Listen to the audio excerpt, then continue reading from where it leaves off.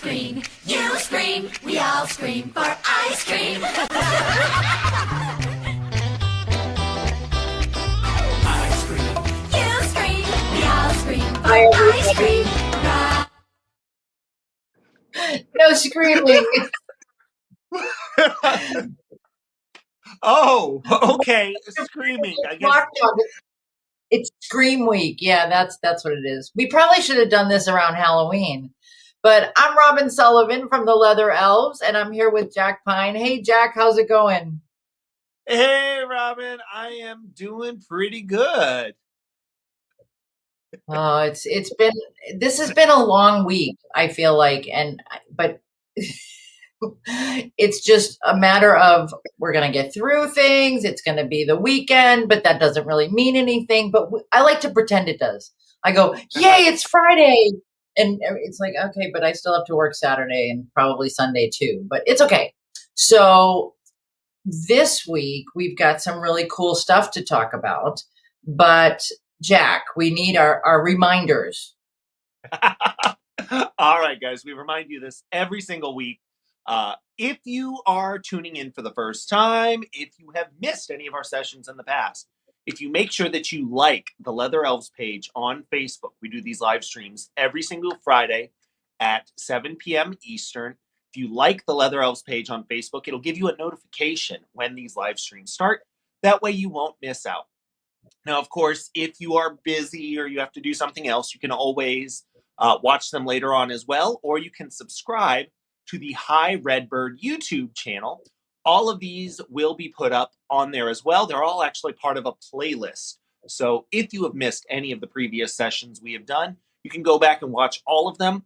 I think at this point we are at over 28 hours of content that Robin and I have put together on a variety of different topics. And then, of course, I put together videos as well, building toys, enrichment, different ways to interact with your animals.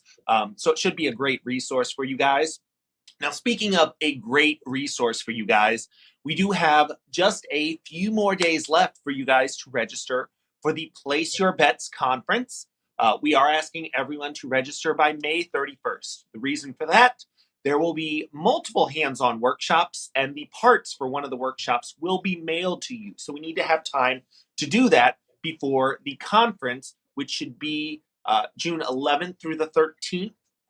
Now, it is a virtual conference, so you don't have to book airfare. You don't have to book a hotel.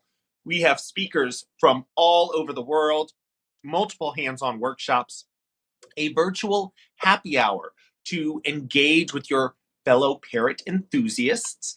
So it should be a ton of fun, and you can register. There is a link on your screen right there.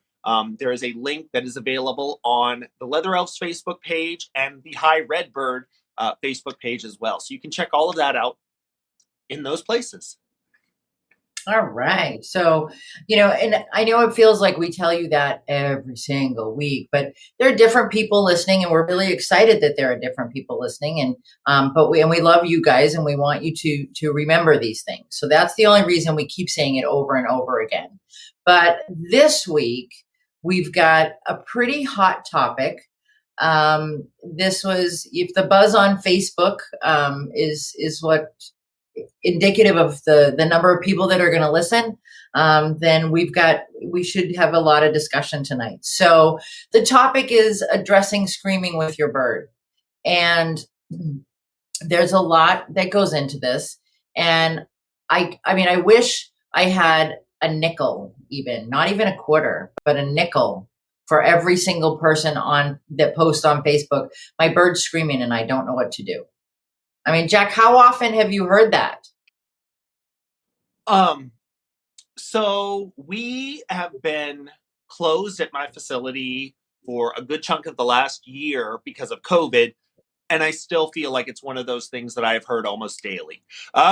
It is a recurring thing for parrot owners, for bird owners. If it's not the owner of the bird, if it's somebody else in the house, they'll say, this bird yells all the time. This bird's always screaming. How can you fix that? And usually it's presented to me, I'm sure it's presented to you in the same way as, this bird is screaming. What is one thing I can do in under 15 seconds that'll fix that? And the solution, I would say, isn't going to be that easy, but there are definitely some things that you can do if you're willing to put in the work. What do you think, Robin? I mean, it was interesting as we discussed it this week because Jack and I talk about the live throughout the week and what we're going to talk about and how we're going to address things. And there are a lot of different ways to look at screaming. And I think I have those, I feel like I'm going to get a lot of use out of the air quotes tonight because screaming is really, it's such a subjective term. You know, it's my bird is screaming. Well, you've got to kind of define screaming and you've got to also decide what you can and you can't live with. I mean, there are some people that are like, oh, it's not a big deal. I'm used to it. I love it. It lets me know that he's interacting or whatever. But you've got to define and figure out if you live in an apartment in a building, it might not be something that you can live with. And if you live on 50 acres, it still might not be something you can live with because it gives you a headache.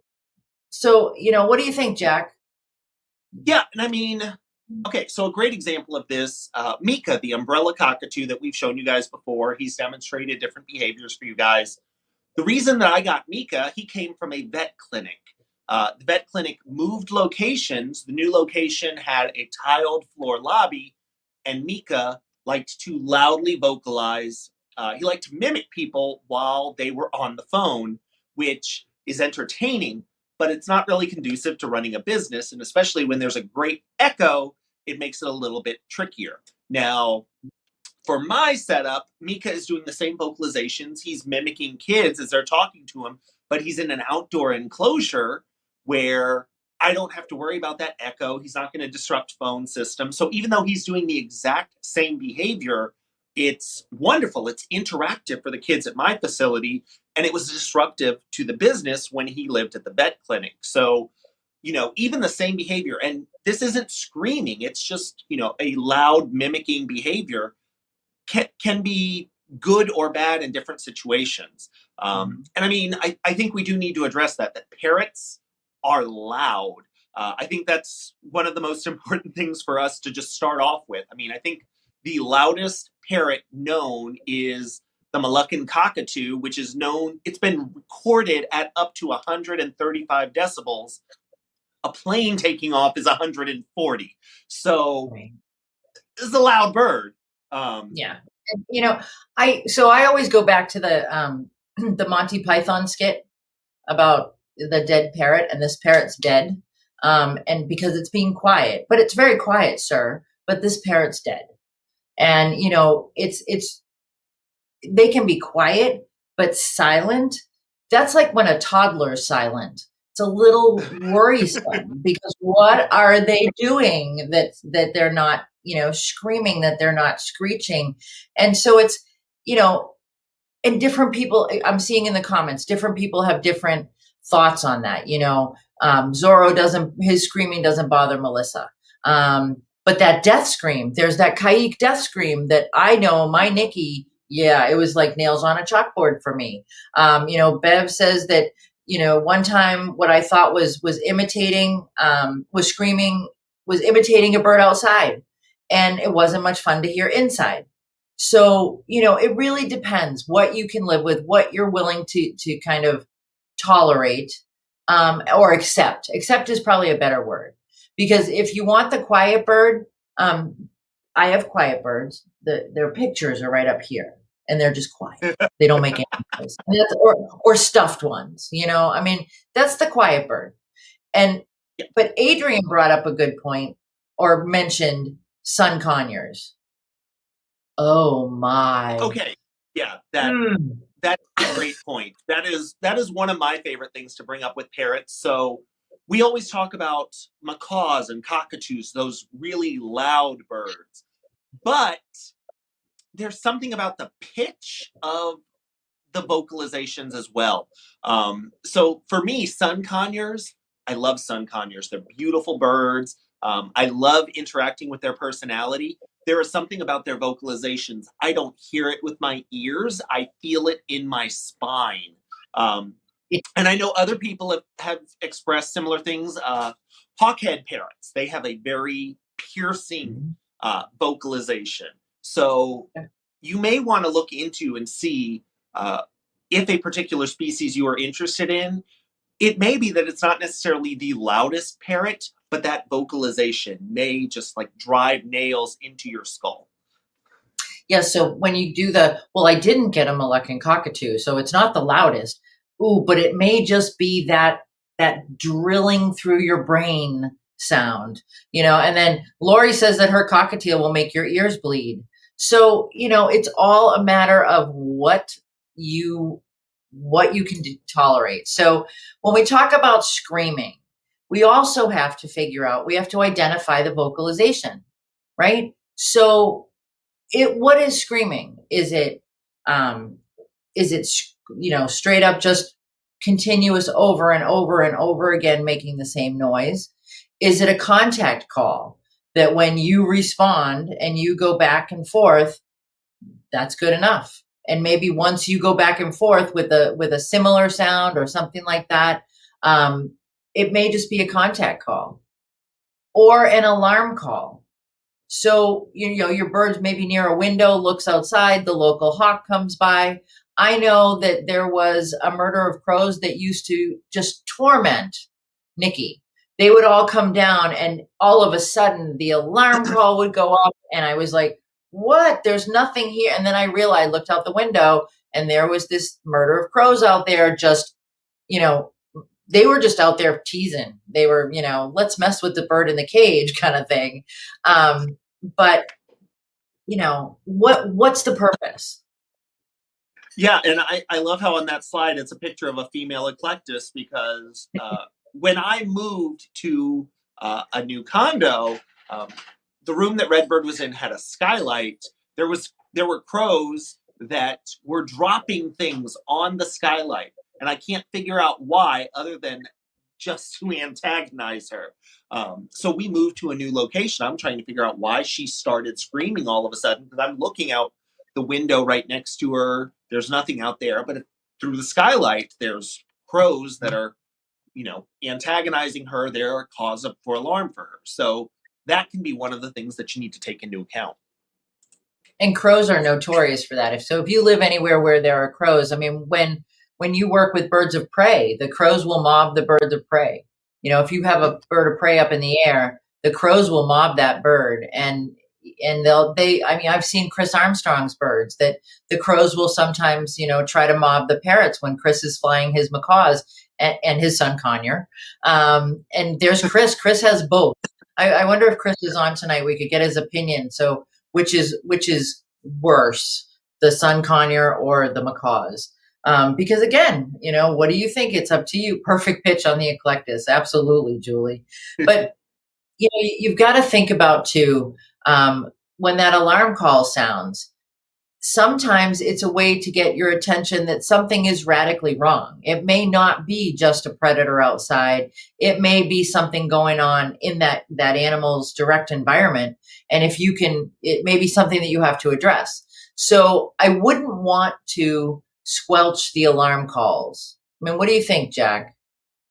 Yeah, I have a lot of birds that I keep outside. For my umbrella cockatoos, there are some particular alarm calls that I know. Grayson, who, again, we've had on here multiple times, he has a very particular alarm call. I can pretty much hear that individual bird anywhere that I am on the facility.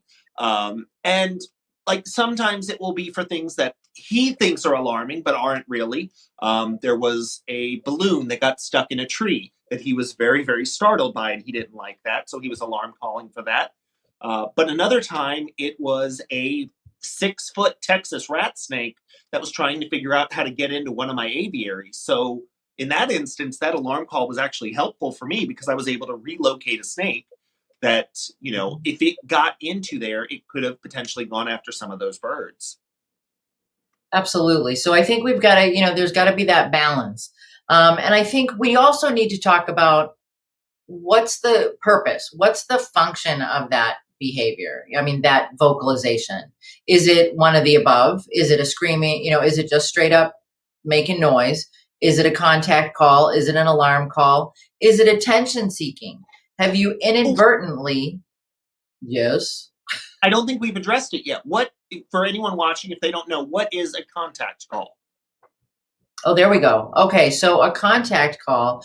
So birds are flock animals. You are part of the flock. I think we've talked about that before. And so they do contact calls to make sure everything's okay. It's the, hey, did everybody make it through the night? Hey, we're going to roost over here. Hey, there's a great field of corn that we need to go get over here. And it's that back and forth with a call and a response so that everybody knows everybody else is okay. So yeah, sorry, didn't mean to just kind of throw that term out there. No. And so one thing that I found, and I don't know, you can tell me if you agree, disagree. To me, this is one of those things where researching your bird and understanding how it lives in the wild is going to have an impact on that, because I have found that the birds that typically live in larger flocks, have that group dynamic, are going to be more likely. So macaws, cockatoos, you're going to get those calls more often.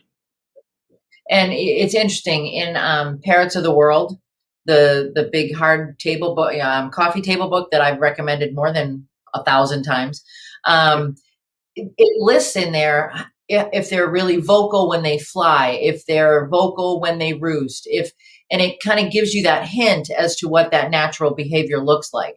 And so, if there's a time that it happens on a regular basis and it's a natural behavior, you need to think about whether do you really need to address it or not? So it can be one of those things, an alarm call, a contact call. It can be attention seeking. It can turn into avoidance behavior as well. So that, if every time your bird screams, you walk away, that's the function that bird wants to occur. That's the end result that the bird is kind of doing this for. Then you have met that bird's needs by walking away. And I see here, Patricia, did you get hold of the outline before? So what's reinforcing the behavior? What function does the vocalization serve the bird? And what do you want them to do instead? Absolutely. This is the down and dirty nitty gritty of addressing screaming. It's these questions that you need to ask yourself when you're talking about how you're going to handle this situation. And don't you agree, Jack, that this is pretty much, I'm going to let, Patricia needs to do this next week, I think. Because she's in our brains. I don't know. Yeah, I was going to say, doing. You didn't pick up on her comment. I was about to. Robin and I have talked about this time and time again. It really is that study of one. You need to pay attention to your bird, to your situation, because what is reinforcing the bird in your situation may not be applicable for every bird in the same situation. And that's why it can get a little bit difficult for people. If you're looking for advice online, it's, I have a bird that's screaming, and people will say, well, ignore it. That'll work for some birds. It won't work for other birds. If the bird's trying to get your attention, that's going to be a very different behavior from the bird is screaming to make you go away. So you need to try to assess what's going on, pay attention to how the bird reacts when you do different things. If you are not as good at doing that in the moment, I recommend for everyone, set up a camera, set up your phone on a tripod, just record your interactions with that bird, because even if you are good at picking up bird body language and things like that, you will still see things that you are missing in the moment if you record your training sessions. So you need to observe your situation to find out what is the reinforcer in that situation, what behavior that bird is aiming for. Absolutely. And Patricia says sorry. And Patricia, there is absolutely no need for sorry. We love your input.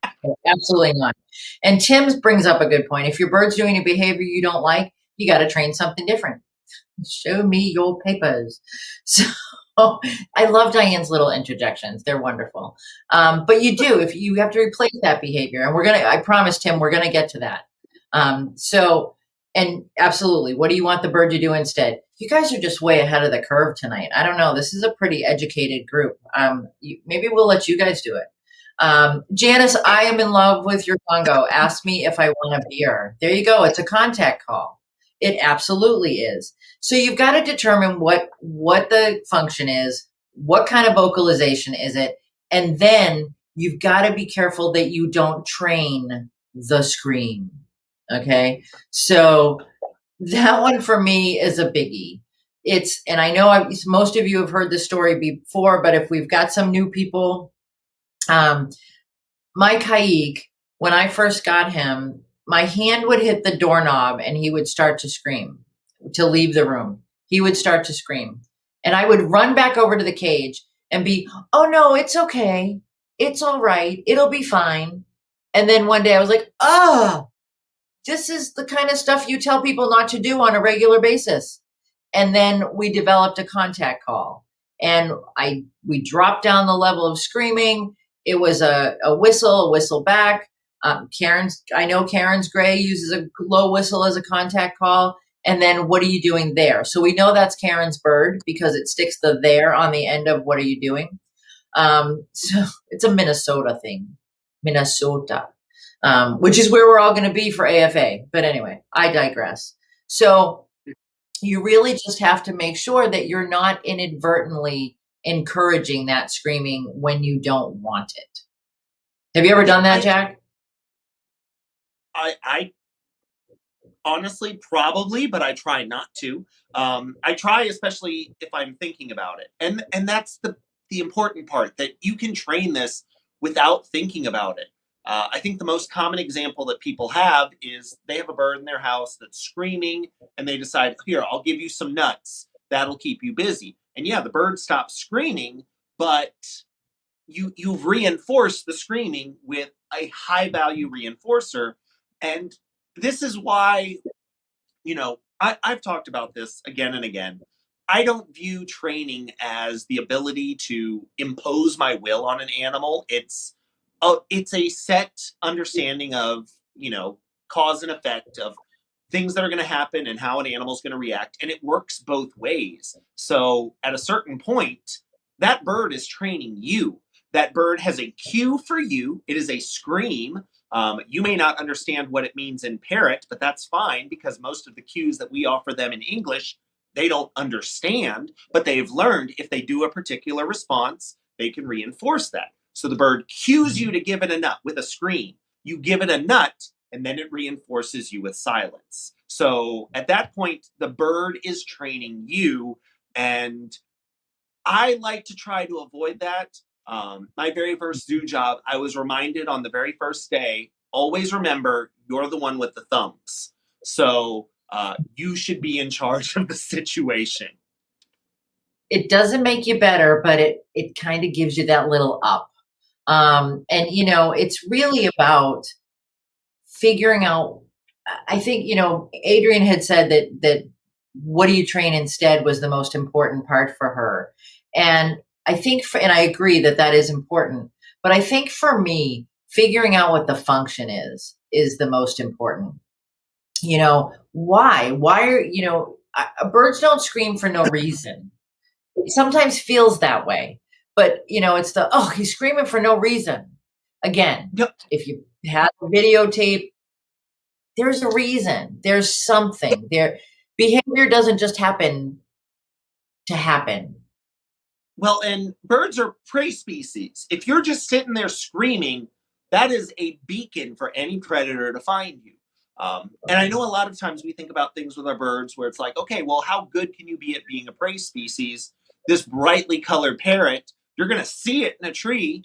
Well, have you guys tried that with parrots in a tree? Because it is very, very easy for them to disappear. The way their colors work in the shadows of a tree and everything, they blend in. They don't want predators to find them. So they're not just going to scream endlessly for no reason. There's got to be a reason. And it could be that you didn't train a scream, but the last home that you got the bird from trained a scream. Mm-hmm. Or there was some trauma in the last home. Because for a lot of us, we do have birds that come from home to home to home. So sometimes you need to work through that as well. But again, it's all going to come down to the same basic points of looking at your bird, observing them, monitoring your interactions, and figuring out what you can do to adjust that. Yeah, Adrienne says she always acknowledges Casper 2's alarm calls.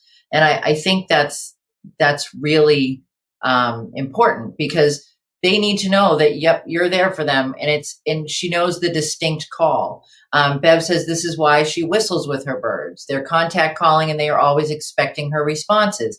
So we've built this flock relationship. You know, we worked on it. Jack and I have talked about it week after week, that, you know, we're working on building a relationship through training, through, you know, providing enrichment, through providing the best care we can. And then to kind of leave them hanging when they're contact calling, you know, it's kind of an issue. They expect that from flock. So I think that's something that's important to think about. So if we don't train the scream, we want to look at what we can possibly do. We've already talked a little bit about training an appropriate or alternate vocalization. It doesn't have to be the scream. You don't have to, you know, give in to the scream, if you will. But you can train something different. Jack, have you trained any alternate vocalizations? One of the macaws that I just got in that I've been working with, a green-winged macaw, she now says hi. And she has mastered it as good as a macaw can. I've got to be honest, having had an eclectus, working with cockatoos, I always love hearing macaws talk because they have a very strong macaw accent. It always sounds like a macaw. But she says hi, and now she says it all the time. So, you know, you can definitely train a new vocalization, and it can be anything. And even if you have a bird that can't talk, if they're not that good at talking, whistles, chirps, any of those sounds, you can pick a different sound to try to work on them with. Think about it and make sure that it is something that you can live with, because you don't want to have something that's worse than the yell that you had before. Absolutely. And again, that's one of those things you got to think a little bit ahead as you're training. It's being that kind of one step ahead of where you want the bird to go or the bird to be. Tim brings up a good point. Tim says screaming birds is one of the easiest but most challenging behaviors to change. You have to be consistent with your training. Tim, I can't tell you how important Jack and I feel about that the consistency in training is critical. I mean, it's crucial to everything that you do when you're doing, you know, training or interacting with your birds. It's that consistency. And I think, you know, if you're training an appropriate or an alternate vocalization, like Jack said, be sure it's something you can live with, because you might hear it a lot. You know, if you've got the bird that is constantly screaming and you train something different, you've got to be aware that now that's going to take the place of that scream. And you can also identify times when a scream is okay, not just not just the alarm call, because we have established that there are certain times when you want to know that something's going on in the aviary, but you can also encourage screaming in the morning and in the evening. You know, a lot of people tell me, oh, my bird screams first thing in the morning until I feed him, or my bird screams at night when it's time to go to bed. That's a super normal, natural behavior. And you can encourage that and, you know, have the scream party. If you're in a position, you know, your home is somewhere where it's okay to do that, then by all means, you know, everybody scream in the morning. It's the chatter. It's the, hey, we made it. Yay, this is cool. And then you work on training that there's a stop time to that as well. And, you know, I mean, I think that's a super cool behavior if you can allow it to happen. Yeah. To me, that would be about the same as, okay, if you work in an office, you know, if you're working in an office right now, I know that's not really happening. But when you go into the office, you don't just jump on your computer and start working. Usually you go and you get coffee, you see some of your coworkers. Hey, what did you do last night? Like, it's idle chatter. But it helps get you guys going for the day. It puts you on the same page as everyone else. That's basically what your birds are wanting to do first thing in the morning. And another thing that I have noticed, and Robin, you can tell me if you agree or disagree, because I work at a facility, we have a pretty strict routine of just what gets done and what time it gets done. For me, daylight savings time is a nightmare because birds don't have little wristwatches.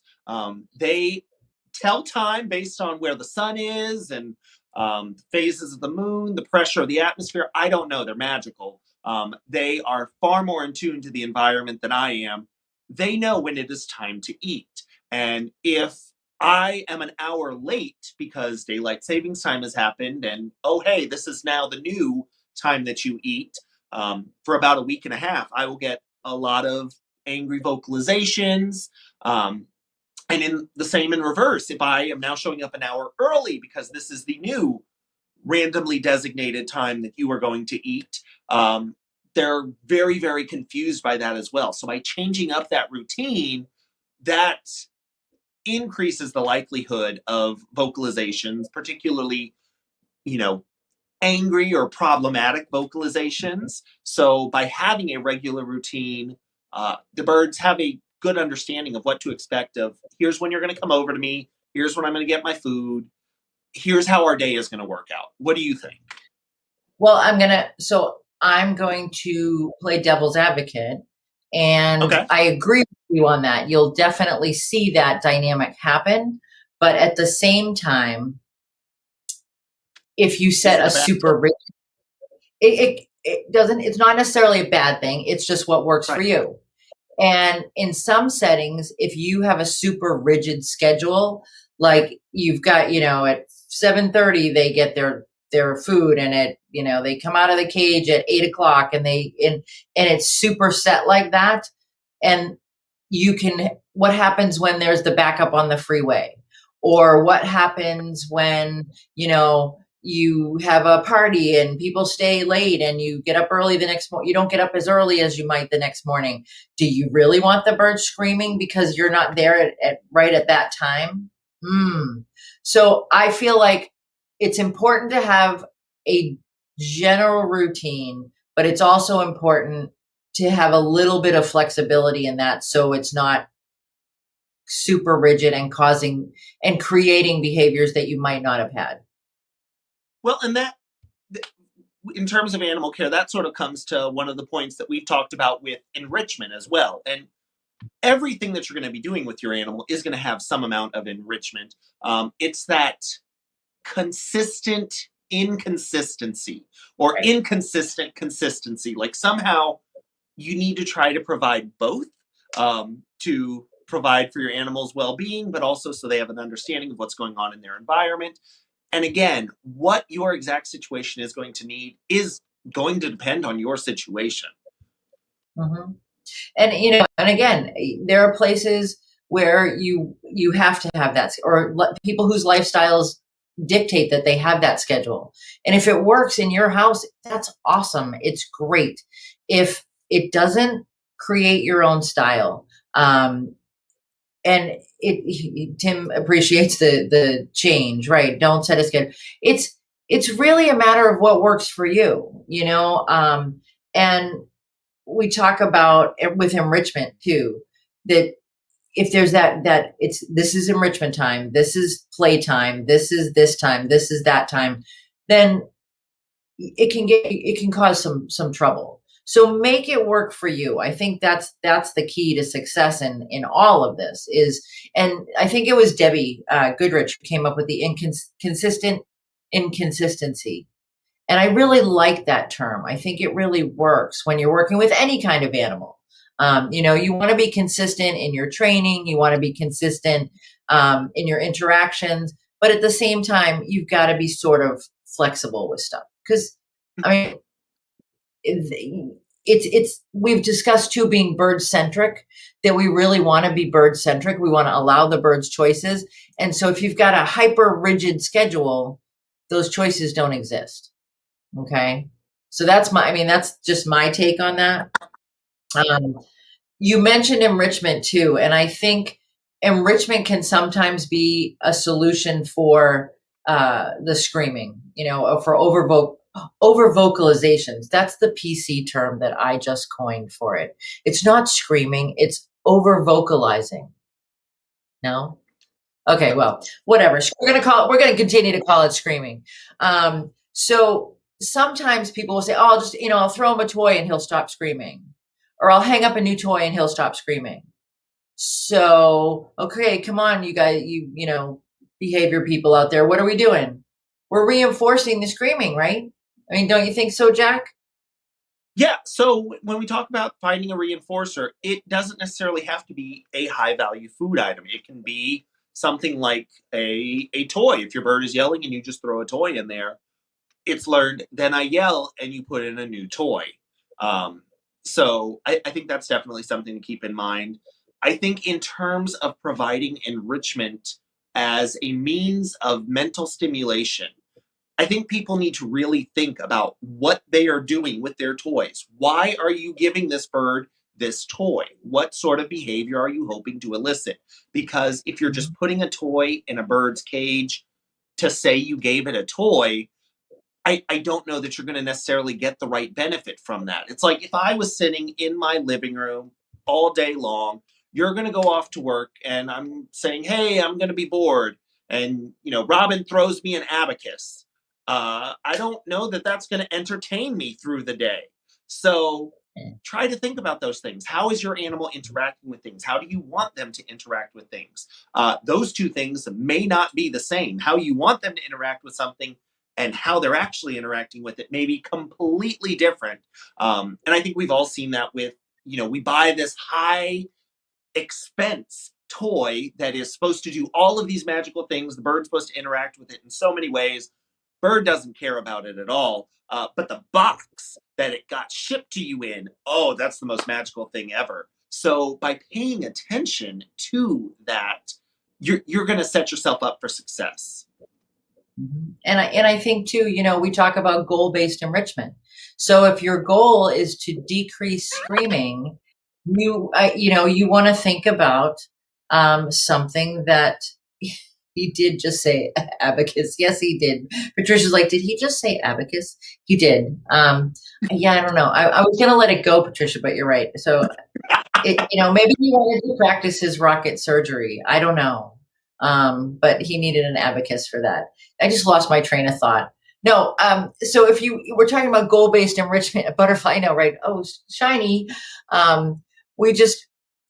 If you're doing goal-based enrichment, you really need to think about, okay, so my goal is I want to decrease screaming.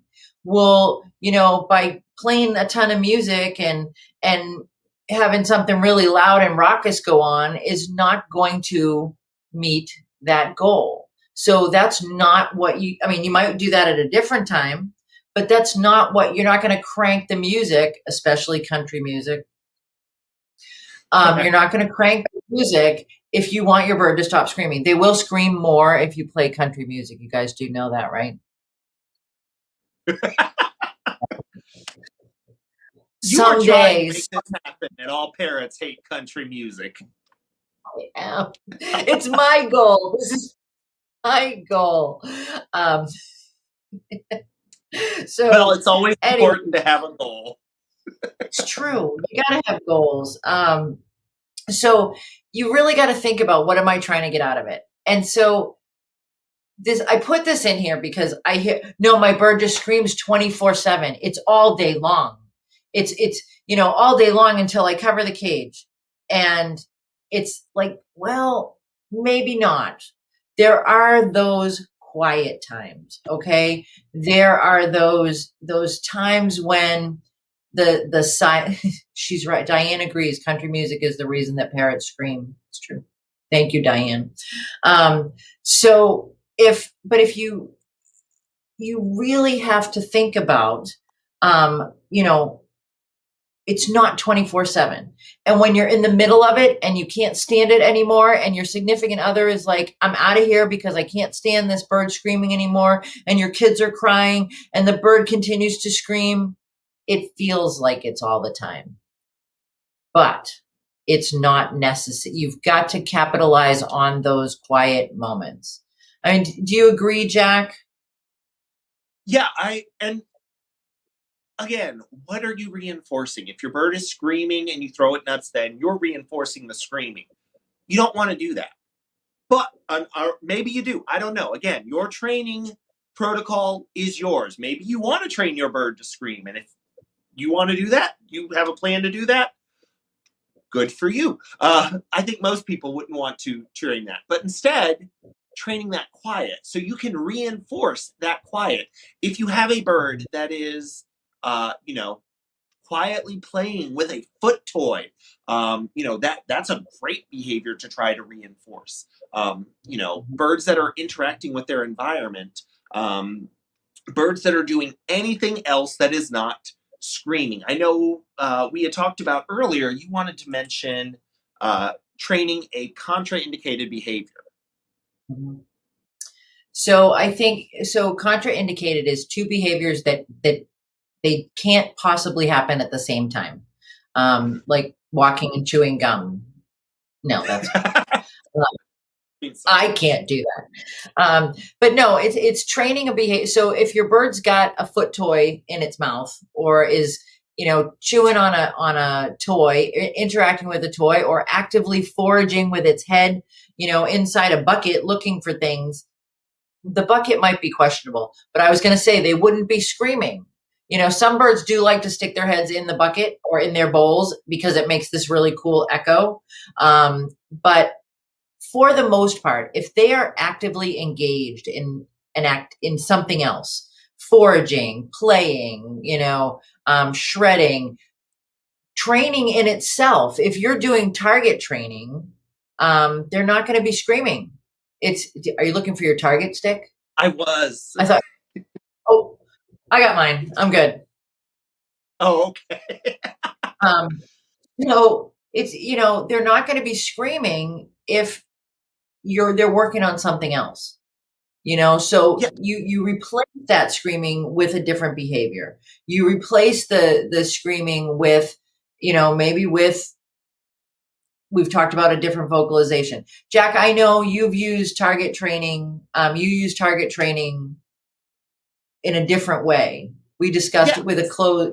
Yeah, go ahead. Okay, so whenever I train a bird to target train, I train it with a closed beak. I want them to touch the top of their beak to the target stick. I don't want them to have an open beak trying to grab the target stick. One, I've done that with too many big parrots and lost too many target sticks. But two, then you get the opportunity. Okay, in theory, if you are doing a training session with your bird and you actively have their attention, they're probably not going to be screaming. But especially if you have trained a target with a closed beak, you can't really scream when your beak is closed. So if you target them and they know to lean into that, that is the very definition of two behaviors that can't happen at the same time. Right. And if you've been working on that target training, your bird is going to know, oh, if I do this, I'm going to be reinforced. So the goal is the value of targeting is going to be far superior to just sitting there screaming. Of course, it may not be, because looking at what the situation is, if there is a 6-foot rat snake right behind the bird's enclosure, it may not care about targeting. It may be like, hey, get rid of the snake. So again, taking a look at your situation, figuring out why that bird is yelling. I agree with you 100%, Robin. I think that is the very first thing that you need to do in order to address screaming, over vocalizing. See there, I used your term for you. And any of those things. I think that's important for figuring out how you proceed. Absolutely. And Patricia commented here that she taught her Quakers to ring a bell instead of screaming.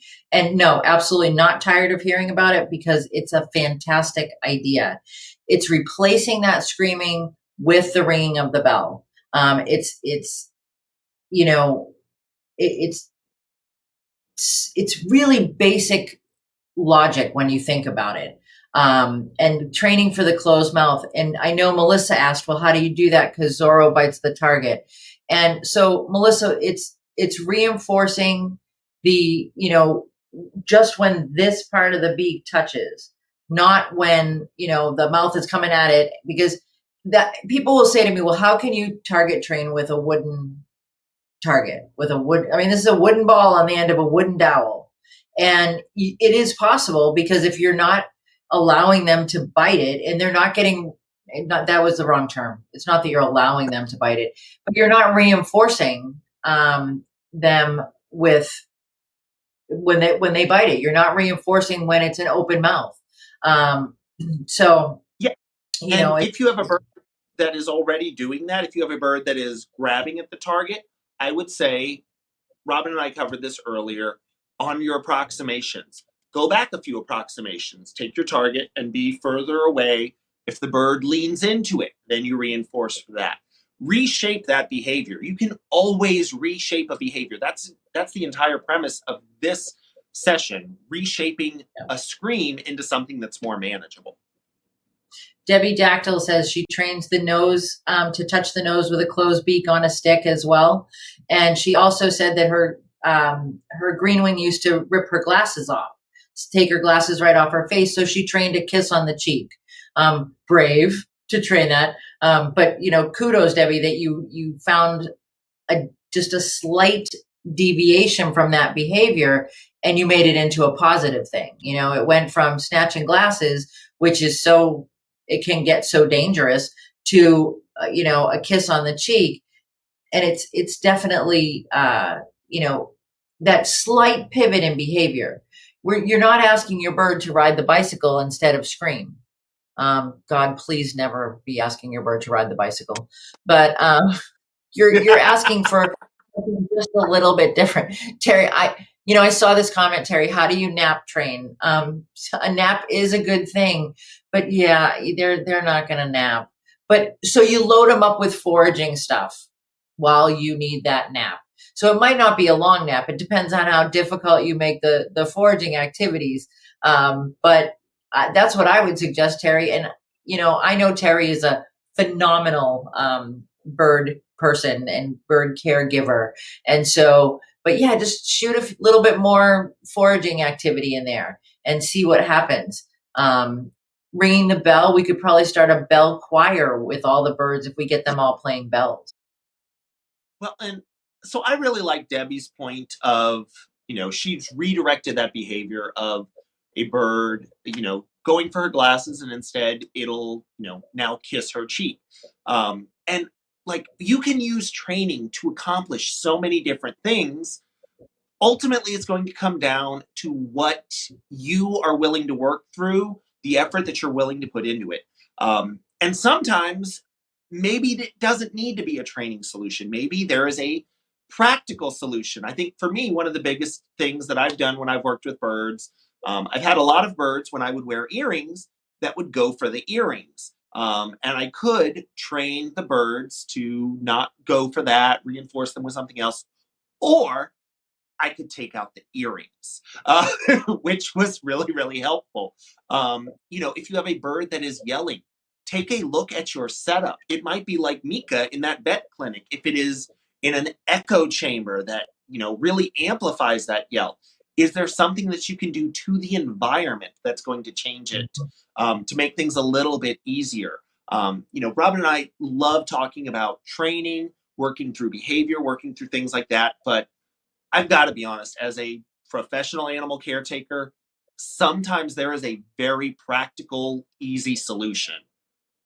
Absolutely. I mean, I have found, when I do consults at zoos, a lot of times it's just a different set of eyes as I walk through the facility, and I see people oh, and this animal won't shift, or it won't do this, or it won't do that, or we're having a problem with this. And it's really about changing that environment a little bit. Megan, absolutely. Closed beak target training would definitely help with a nippy bird. Without a doubt, suggesting that, and I know your situation, Megan, and I think, that would definitely be helpful. And so I have to go back. Melissa had said she wanted to teach Zorro to ride a bike. Is that bad? And Tim's answer was no, it's not bad. birds are intelligent. They are absolutely intelligent. Melissa, the reason I feel so strongly about birds on bikes is because it's not a natural behavior for them. And it looks cute. And I can't tell you how many shows where there's that bird on the bike and the bird does it and the bird gets reinforced. And yeah, Karen says, don't teach him to roller skate either. It's perfectly all right. If that makes your bird happy and it makes you happy and you're reinforcing and the bird continues to do the behavior, there's no problem with it. My personal preference is for natural behavior. That's all. It's not bad. This is always one of the fun things for us to talk about. So Robin and I talk throughout the week planning these sessions. You guys have seen these sessions. We agree with each other the overwhelming majority of the time. There are a couple of things that we have a slightly different view on. And that's going to be based on our individual experiences, just like I know you guys will have different views on things based on your experiences. We hit one of those tonight. Robin is, more in favor of a not rigid schedule. And I, tend to have a base schedule just because I, have found that it works for me for providing for a variety of animals. Robin has found that not having that schedule provides more enrichment opportunities for interacting with those animals. The bike riding is so much fun for me because you can almost see that vein throbbing in Robin's forehead. And because I remember the first time we talked about it, Robin went off for about 5 minutes. This is not a natural behavior. And why would you train a bird to do that? And where are they even finding bikes in the wild?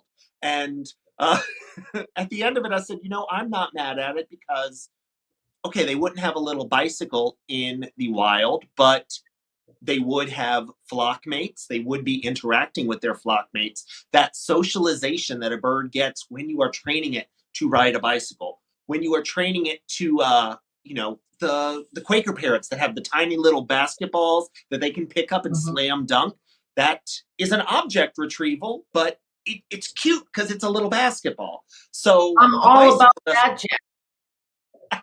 See, I'm all about that. If you can show me how that behavior in some way is used in the wild, I'm all for it. So like the retrieve, go for it. It's adorable when you put the prop with it. Okay, so Melissa, I know, has trained Zorro to do the little bowling game. So pushing the ball around, like that's fine. I don't have a problem with that. So it's really, for me, it's if you can, it's easier to train. Maybe that's it. Natural behaviors are easier to train when you think about it, because so maybe that's the issue here for me. But I really think it's about trying to get them as close to their wild counterparts as you can. And so that might be the issue with the bike. But the other thing we were talking about, I know back at some point, somebody said that, they're in the other room and the bird screams and screams and screams. And you can train from a distance. So sometimes that screaming happens when you're not in the room. And I know there was also another question from Mary about what to do if you're not home. So let me talk about training from a distance first, and then we can address Mary's question. So if the screaming happens when you're not in the room, you can still bridge from another room. Okay. So people get kind of hung up on the fact that, well, I'm not right there to give him his reinforcer. It's the bridge that's important. It's the bridge that marks the behavior you're looking for. So if you bridge if you're in the other room and the bird's screaming, and then all of a sudden stops, if you can bridge that and say, good job, that's what you want to do. And then you walk in and give them the reinforcer. Well, Robin, Jack, if you have anyone who is watching right now who has not watched any of our other sessions, what is a bridge? Because I think that'll help them better understand. A bridge is the point. It's a word or a phrase that marks the behavior that you are requesting. or that you want. You may want to capture it or you're requesting it. So it lets the animal know, yep, that's what I want. It's not, it's not about that's what I want. And it also allows the animal to know that reinforcement will be available. It's that marker, and then okay, so I'm going to get something. I know that when she says or he says good job or good bird or whatever you choose, or clicks the clicker, that reinforcement's going to be available.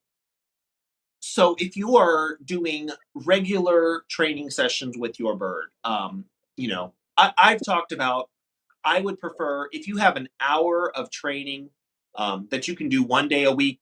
I think you would be better off doing a 5-minute training session every single day. If you are regularly doing that training, regularly establishing your bridge, do you think that your bridge is going to be effective even if you're not right next to that bird, if you're in the other room or on the other side of the house?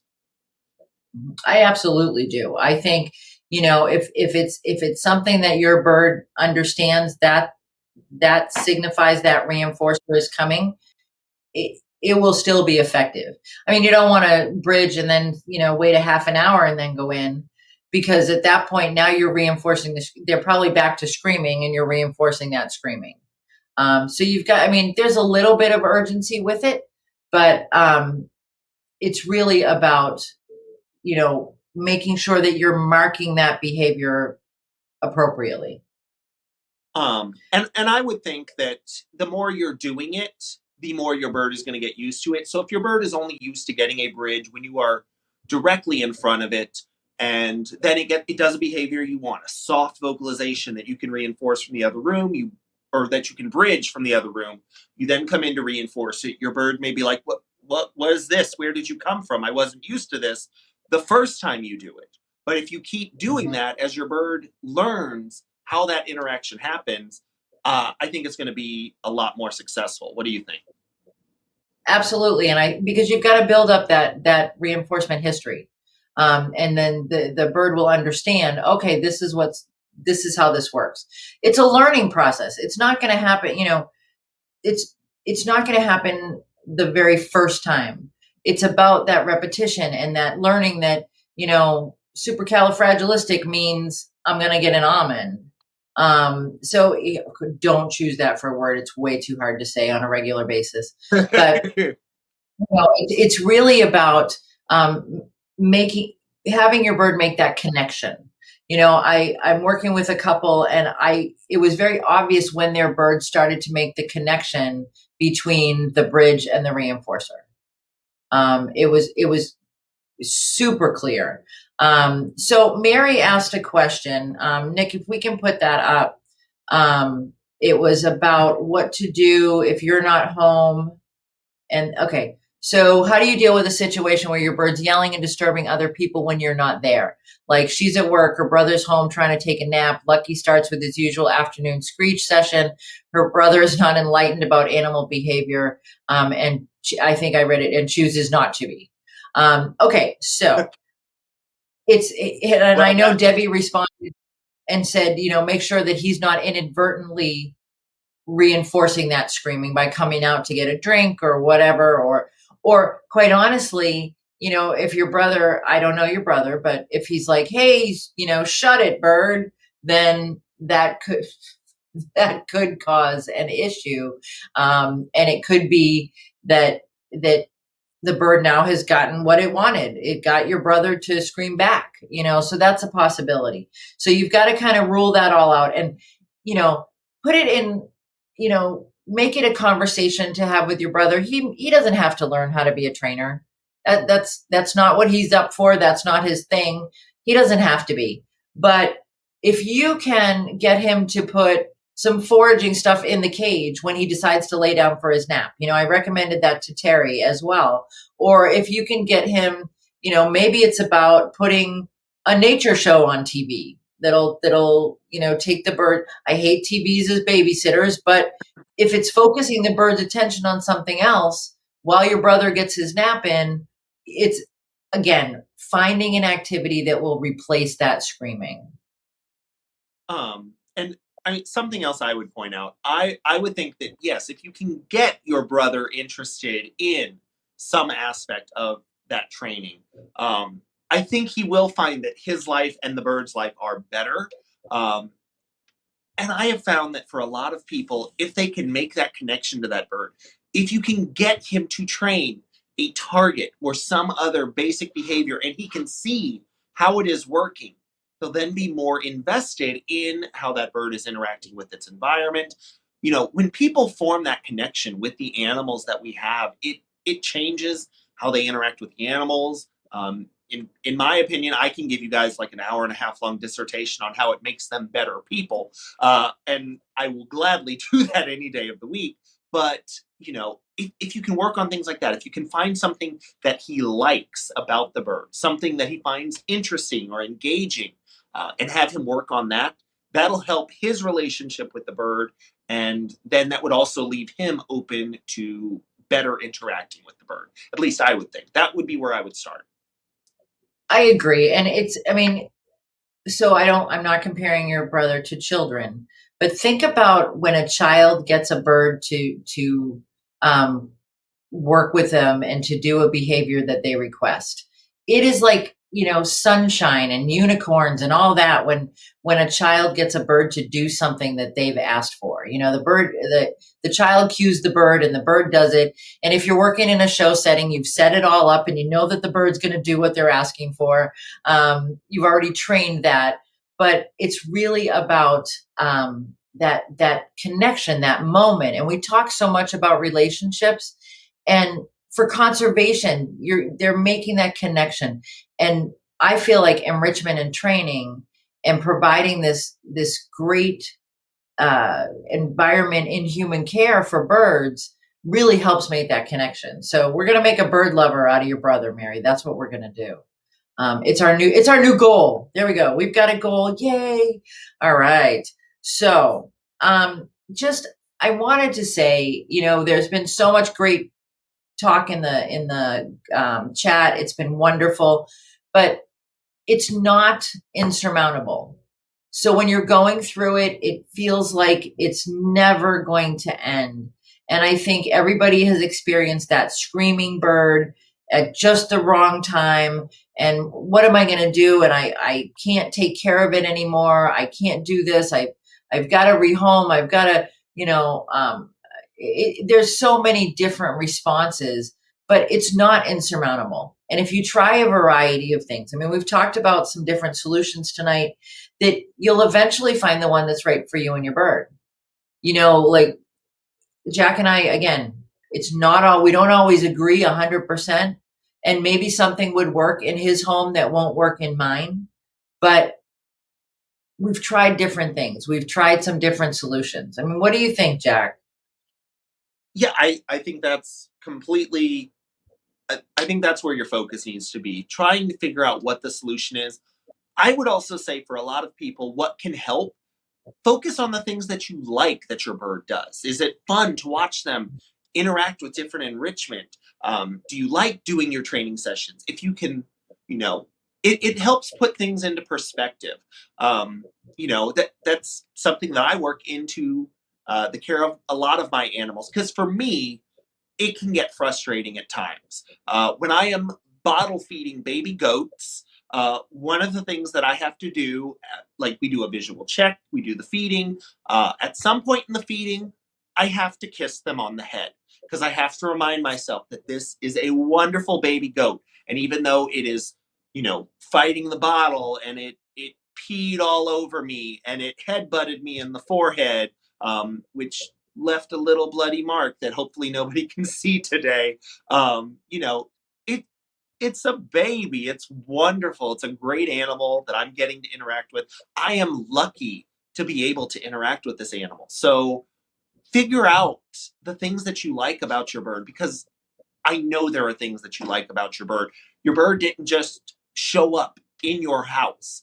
And if it did, I need to know where that house is because I need more of those, with just, random house birds.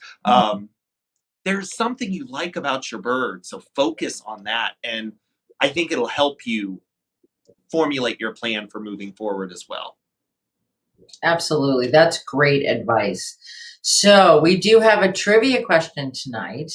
Our trivia question for the night is, what species holds the title for loudest bird on record? Or So, loudest parrot. you know, loudest parrot on record. Yes. We've talked a lot about different strategies, and it's sometimes just a slight pivot in what's going on, and they may not be doing exactly what you want, but if you can replace that behavior, do a slight pivot away, it's a positive thing. So what have we got, Nick? Do we have a winner? The fun part is we always task Nick with this because he gets the That's right. time-stamped response. So you can't get mad at us. Yeah. Amanda Brown. Congratulations, Amanda. It is the Moluccan cockatoo. And Amanda, I have for you a copy of the Bird Sitter DVD. I don't know if you're familiar with that. It's kind of cool. It's some wild footage, and it's all different species, and it's kind of fun. Like I said, I don't want to encourage using the TV as a babysitter, but sometimes just playing a little bit, it's if nothing else, it's great auditory enrichment. So congratulations, Amanda. And Amanda, if you can private message me and send me your address, I will get that out to you. So, Jack, it's only 11 days left to register for the conference. I know. I'm so excited for this conference. I know we have a lot of people that are registered for the conference coming up. So we do have the Place Your Bets conference coming up. That's going to be June 11th through the 13th.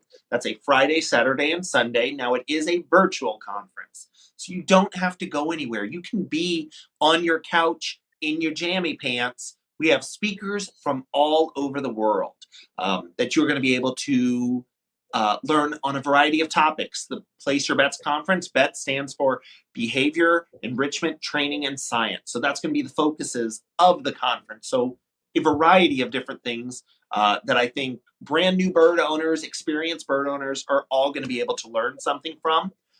Now, another thing I want to point out, we do a trivia question every single week that we do our Friday night Flock Talk. One of the things that we have been giving away, and I think it's one of the things we're going to be giving away for next week as well, is an add-on to your workshop materials if you are registered for the conference. There are 2 hands-on workshops included in the conference, and the reason we encourage you to register by May 31st is so that you have time for us to mail you the parts for one of those sessions. So if you win that prize through the trivia, you get even more parts. Who doesn't love free stuff? There you go. It's going to be a lot of fun. It is going to be fun. And, we definitely want to be able to get that stuff out to you. And there are top secret surprises, too, that have to go out.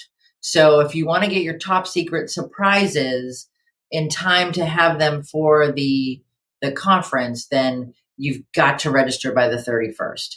And because otherwise I'll be a crazy person, and more so than usual, and it won't be good. So, all right. 11 days left to get your supplies. You can still register after that, but there are no promises that the supplies will get to you in time. And I want to thank you all for all of you that have registered already. Next week's topic is going in the happy hour. Leave it to Diane to bring up the happy hour. But next week's topic is finding the right bird. We are going to talk about responsible breeders, responsible rescues, and responsible stores, because we happen to know fine examples of all those things. And there are a lot of scammers out there these days. And And we definitely want you to think about those kind of things when you're finding the right bird. Yes, Mary, the sessions will be recorded to watch for those of you that have to work. If you want to register, they will be recorded and available to people who have registered. The only one that there is a question about is Hilla, but I'm going to talk to her and make sure that that's okay with her.